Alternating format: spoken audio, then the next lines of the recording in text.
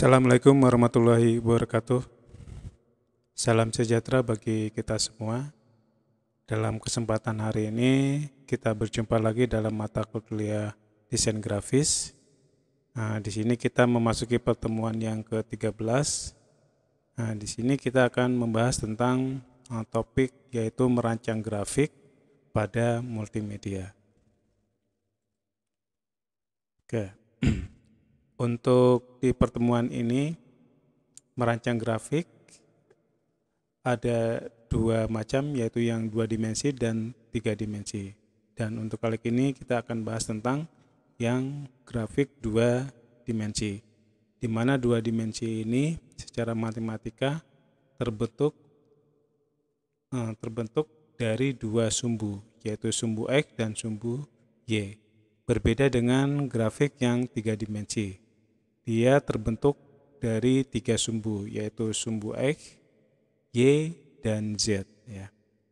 Oke, untuk perancang grafik 2 dimensi meliputi yaitu yang pertama garis, ya, terus yang kedua bentuk, terus yang ketiga warna, terus yang keempat kontras nilai, terus yang keempat tekstur, terus yang terakhir adalah format.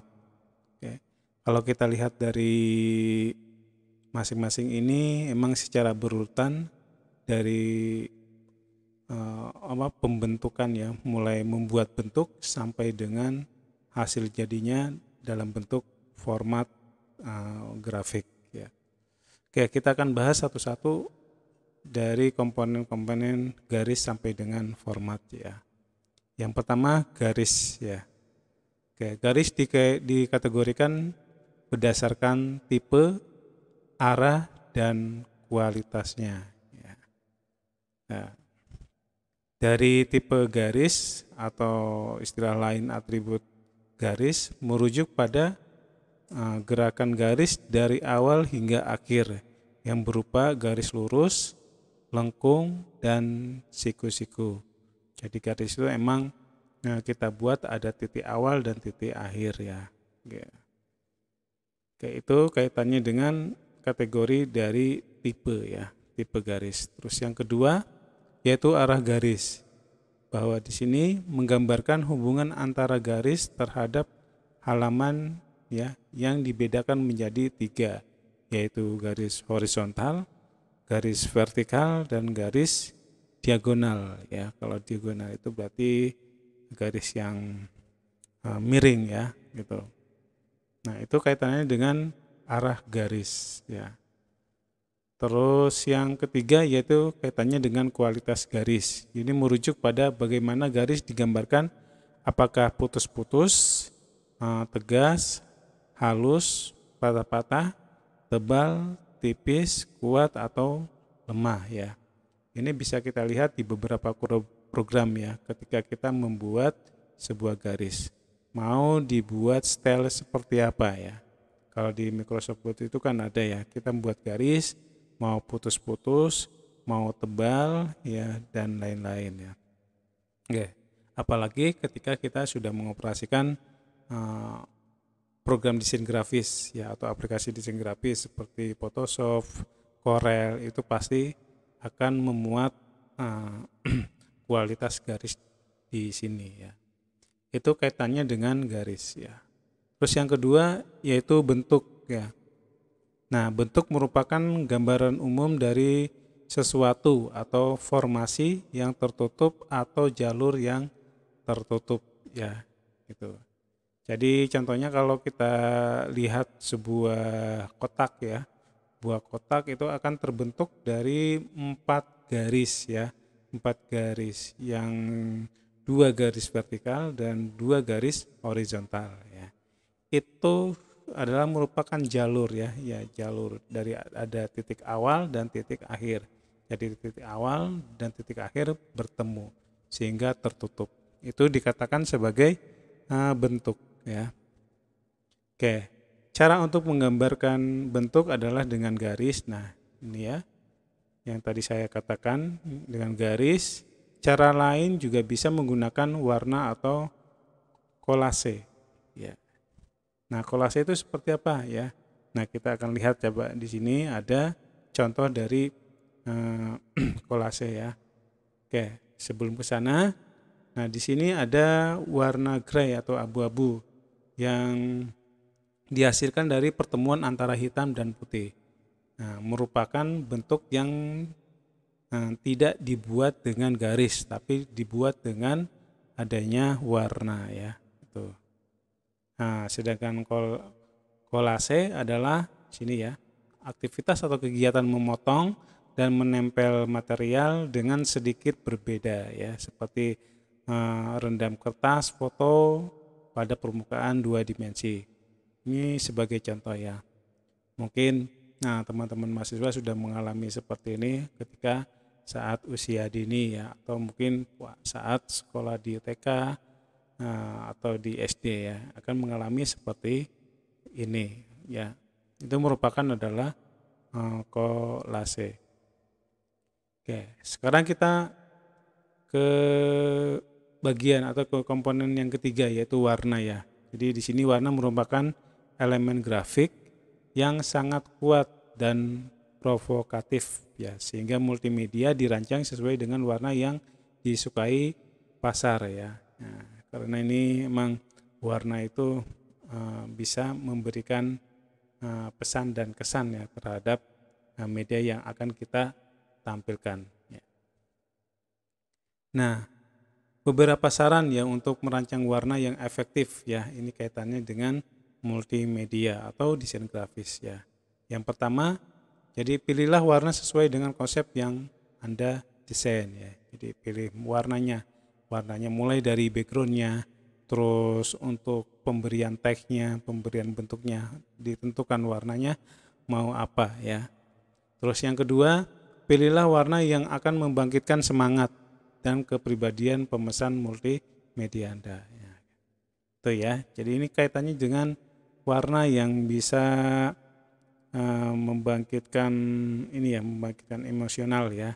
Atau dalam kata lain ya, jadi warna itu secara psikologi punya makna dalam tingkah laku gitu. Oke. Terus yang ketiga, periksalah di antara warna yang kontras dalam desain Anda untuk memberikan dampak visual ya. Jadi mana yang paling kontras dan sesuai dengan desain Anda ya. Jadi warna hitam, warna putih, warna biru ya kontras enggak ya dengan desainnya. Oke, terus membuat sketsa dengan banyak warna.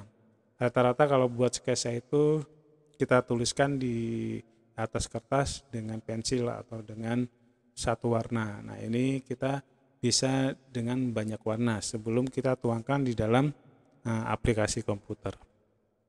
Terus yang kelima ya ini, yaitu desain dengan satu warna, kemudian dua warna, dan pada akhirnya dengan warna penuh. Nah, ini maksudnya bahwa tahapan ketika kita membuat sebuah desain atau multimedia ya, mulai dari satu warna sampai dengan warna penuh. Terus bedakan warna desain di monitor dan pada saat pencetakan. Ini juga perlu diketahui ya, kaitannya dengan warna tampilan dengan warna cetakan biasanya akan berbeda. Dan di sini juga nanti ada istilah warna RGB dan warna CMYK ya. Nanti kita akan bahas di pertemuan berikutnya ya, kaitannya dengan itu. Terus pelajari simbol warna pada budaya yang berbeda ya. Jadi pelajari warnanya ya. Warna kadang punya makna sendiri-sendiri di tiap tempat ya. Itu. Oke, sekarang kita masuk ke bagian keempat, ini kontras nilai. Jadi kontras adalah penekanan pada daerah-daerah tertentu dan memberikan traksi dan beragam variasi desain ya. Oke, jadi hampir dalam setiap disiplin terkait dengan rasa keindahan selalu memberikan kontras yang membuat desain tertentu memiliki rasa yang berbeda ya. Nah, ini kaitannya dengan memberikan ini ya, penekanan ya terhadap daerah-daerah tertentu. Ya. Kalau kita lihat desain-desain yang sudah ada, biasanya ada fokusnya kemana. Apalagi kalau kaitannya dengan periklanan ya. Periklanan itu biasanya dia memfokuskan ke teks yang mana, terus bagian yang mana ya. Apalagi kalau sedang promo ya, itu mungkin akan tulisan promonya akan lebih besar sehingga fokusnya ke bagian pesan tersebut. Terus kontras dalam desain grafis umumnya dibagi menjadi beberapa bagian ya. Oke, contohnya di sini ada kontras dalam tipografi atau huruf ya. Terus kontras posisi, kontras bentuk, kontras warna ya. Jadi ada 4 ini ya. Jadi kontras tipografi, kontras posisi, bentuk dan warna. Oke, ini adalah contoh kontras dalam tipografi atau huruf ya. Nah, ini yang sudah saya katakan tadi, kalau ketika kaitannya dengan iklan, nah apa yang harus difokuskan, apa yang dikontraskan ya. Biasanya tentang promonya, tentang diskonnya ya, sehingga orang itu tertarik terhadap iklannya. Oke. Terus yang kedua kontras posisi ya. Nah, ini contoh-contoh poster yang menekankan kepada kontras posisi. Jadi posisi sangat menentukan di sini ya. Contohnya di sini ya, kontras dari posisi aktornya ya, untuk teksnya. Mana teks yang penting itu berarti harus yang difokuskan atau dikontraskan ya. Oke, itu kaitannya dengan kontras posisi. Terus yang ketiga yaitu kontras bentuk ya.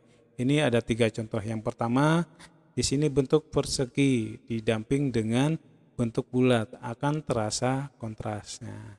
Ini sebuah teori juga ya. Ketika kita akan menampilkan bentuk di dalam sebuah media ya. Terus yang kedua, warna yang tipis didampingi dengan warna yang kuat akan terasa kontras ya. Contohnya ya, ini kaitannya dengan penerapan di dalam pembuatan media ya. Kalau backgroundnya hitam berarti tulisannya harus terang ya, putih gitu ya. Nah, itu kaitannya dengan kontras. Ada lagi dengan tekstur yang lembut didampingi dengan tekstur yang kasar. Ini juga akan terasa kontras kalau diterapkan dalam pembuatan media atau grafik ya. Oke, terus kontras warna. Nah, di sini ada teori ini ya, teori penggabungan ya, atau istilahnya apa ya, temannya ya gitu. Ketika kita menerapkan dalam sebuah media, contohnya biru nanti cocoknya dia ketemu dengan warna orange ya. Terus green cocoknya dengan warna merah. Ya, terutama kita kalau backgroundnya contohnya warnanya biru ya, warnanya biru berarti dia cocoknya dengan warna orange. Dan ini salah satu kontras dari warna ya. Terus ada lagi tekstur. Nah, tadi sudah sekilas kaitannya dengan tekstur, ada yang kasar dan ada yang halus ya. Jadi tekstur adalah sifat suatu permukaan yang bisa dirasakan langsung oleh sentuhan maupun dilihat oleh mata ya. Terus dalam desain grafis atau multimedia, tekstur terbatas hanya visual saja, namun bisa menciptakan ilusi fisik ya, karena ia tampilannya secara visual. Nah, ini contoh-contohnya ya. Jadi ada yang kasar, ada yang lembut ya. Terus ada yang seperti membentuk kain, membentuk apa ya, itu keramik ya. Nah, itu kaitannya dengan tekstur. Nah, tekstur juga dibedakan menjadi 2 ya. Yang pertama tekstur nyata, terus yang kedua tekstur semu ya. Kalau tekstur nyata itu tekstur yang bisa dirasakan langsung oleh sentuhan mata ya. Nah, contohnya ini permukaan kain, permukaan batu, kayu, dan sejenisnya ya. Yang jenis unsurnya dapat diraba. Nah, terus yang kedua ini kebalikannya itu tekstur semu ya. Jadi tekstur yang sifatnya berbeda antara visualnya dan permukaannya. Dan tekstur ini hanya mengandalkan manipulasi ya.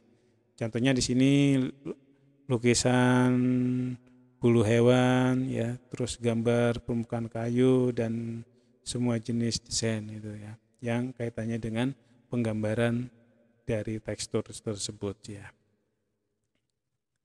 Oke, Sekarang yang terakhir kita menuju format ya. Biasanya kalau kita sudah mendesain, sudah membuat bentuk, nah nanti bentuknya seperti apa atau tipe filenya seperti apa. Nah, contohnya di sini ada GIF, ada JPEG, ada BMP dan ada PNG atau PNG ya. Oke. Nah, di sini akan dibahas tentang definisinya ya atau ciri-cirinya. Yang pertama adalah GIF ya. GIF itu adalah Graphic Interchange Format ya. Merupakan format grafis yang paling sering digunakan untuk keperluan desain website atau situs ya. Ya.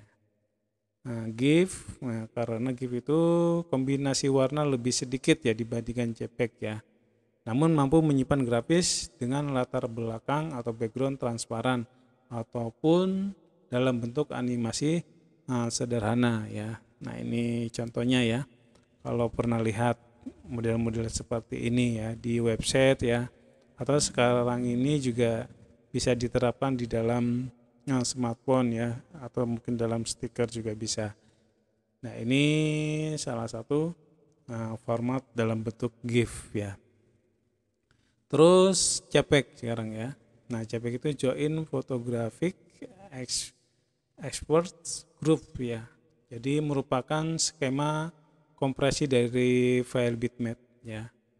Terus awalnya file yang menyimpan hasil foto digital memiliki ukuran besar sehingga tidak praktisnya. Awalnya seperti itu. Jadi ketika kita memotret dengan kamera digital, kamera manual itu akan menjadi bentuknya adalah JPEG ya dan ukurannya juga besar. Nah, terus dengan format baru ini hasil foto yang semula berukuran besar berhasil dikompresi atau diempatkan sehingga ukurannya lebih kecil ya.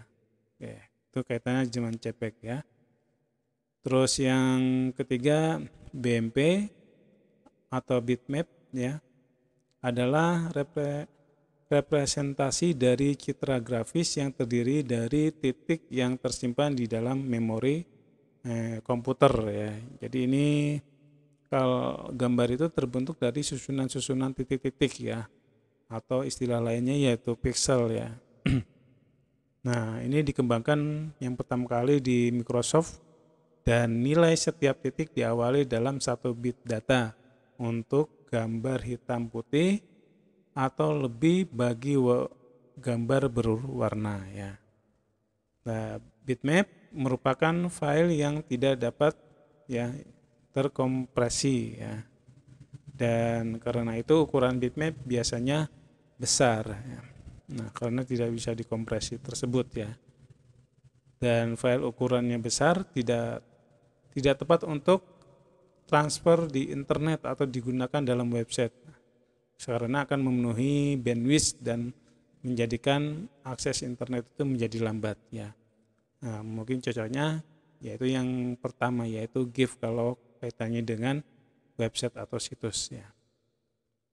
Terus yang berikutnya adalah PNG ya. PNG adalah salah satu format penyimpanan citra yang menggunakan metode pemadatan yang tidak menghilangkan bagian dari citra tersebut ya. Di sini teknologinya sudah mulai bagus di sini.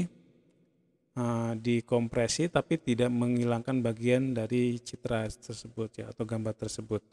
Format PNG diperkenalkan ya untuk menggantikan format penyimpanan citra GIF ya ini. Jadi pengembangan dari GIF ini ya. Dan secara umum PNG dipakai untuk citra web ya atau website ya. Ya. Terus berikutnya adalah TIFF ya. Nah, kalau TIFF ini temporary ya interaction file format ya. Jadi merupakan format gambar terbaik dengan pengertian bahwa semua data dan informasi baik RGB ya red green blue dan CMYK cyan magenta yellow black dan lainnya yang berkaitan dengan koreksi atau manipulasi terhadap gambar tersebut tidak hilang. Jadi komponen-komponen pewarnaan baik RGB dan CMYK tidak hilang ya. Dan format ini menyimpan gambar yang kualitasnya hingga sampai 32 bit. Berarti ini ukurannya juga besar nanti ya. Oke. Format Percastive juga dapat digunakan untuk keperluan pertukaran antar platform atau sistem operasi ya. Ada PC, ada Macintosh, ada Silicon Graphics ya. Dan selain itu juga format TIFF ini digunakan untuk transfer antar program. Hampir semua program mampu membaca format atau berkas bitmap juga mampu membaca format berkas TIFF ya. Oke. Ya, saya kira itu dulu untuk kaitannya dengan merancang grafik tadi ya. Ada beberapa komponen ya, mulai dari garis, bentuk, warna ya, kontras, dan terakhir adalah format ya. Nanti kita akan bahas lagi masih dalam cakupannya yaitu merancang grafik ya, terutama kaitannya dengan teks, dengan audio dan lain-lain. Oke, saya kira cukup dulu. Terima kasih. Wassalamualaikum warahmatullahi wabarakatuh.